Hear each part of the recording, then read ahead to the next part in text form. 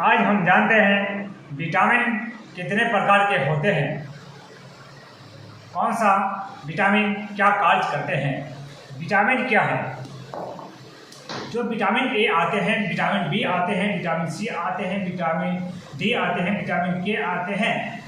ये हमारा शरीर में किस तरह से काम करते हैं, कैसे ये अपनी असर दिखाते हैं, विटामिन क्या होते हैं। अब पहले हम जानते हैं विटामिन क्या होते हैं। जल में विलय ये होते हैं या वसा में वो विलय होते हैं।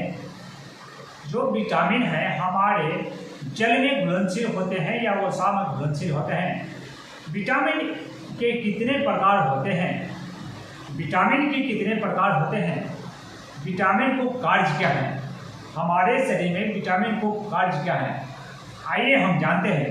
मैं डॉक्टर नागेंद्र कुमार, आराधना हेल्थ क्लिनिक, मदरेसर स्थान मधुबनी बिहार। विटामिन एक प्रकार के कार्बनिक कंपोनेंट होते हैं। वो शरीर में उपापचय की क्रिया को वो बहुत ज़्यादा आवश्यकता होती है। हमारे शरीर में विटामिन की बहुत ज़्यादा आवश्यकता होती है। ये हमारे मांसपेशियों या ब्लड के द्वारा या मांसपेशियों के द्वारा हमारे प्रोटीन आहार पूरे शरीर में एक्टिव होते हैं, परिवर्तन होते हैं। जो नया पहुँचते हैं और पुराने वाले डेड हो जाते हैं।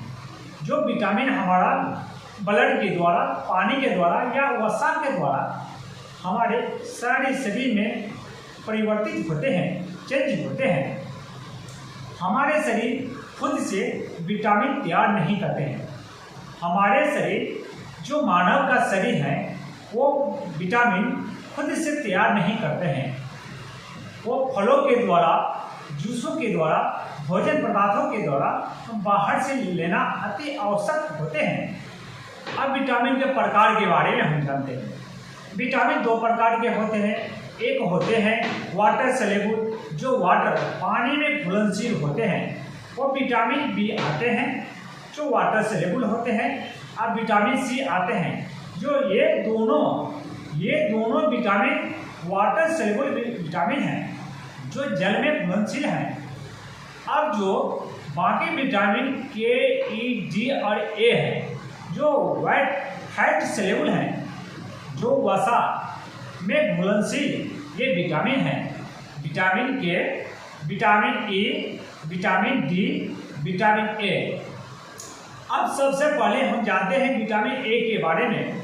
इसका रासायनिक नाम क्या है, रासायनिक नेम क्या है।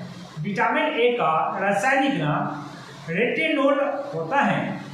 ये केमिकल नेम रेटिनोल है। यह हमारे शरीर का वाटर में नहीं घुलनशील होते हैं।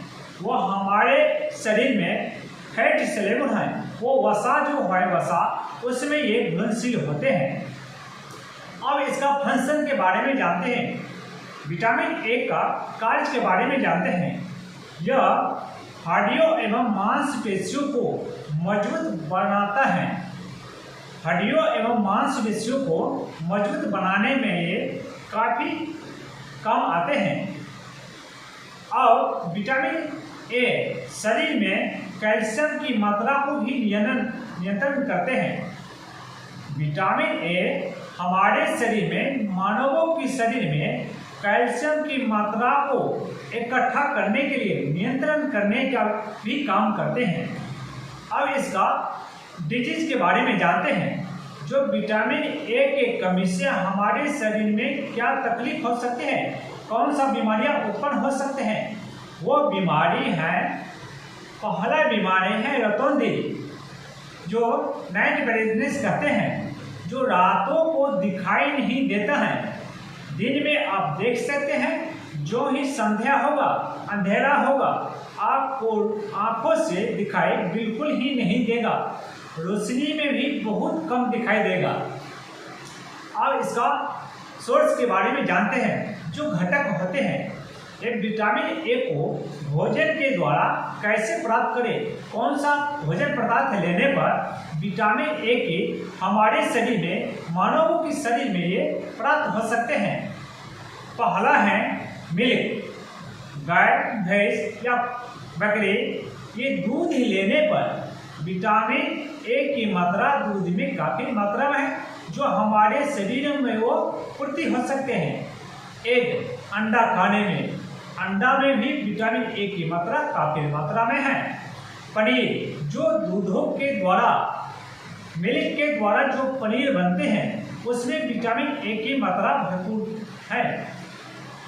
चौथा जो है हरी साग सब्जी, हरी साग सब्जी में भी विटामिन ए की मात्रा काफी मात्रा में है, जिसको लेने पर, हरे साग सब्जी को लेने पर हमारे शरीर में विटामिन ए की मात्रा पूरी हो सकती है।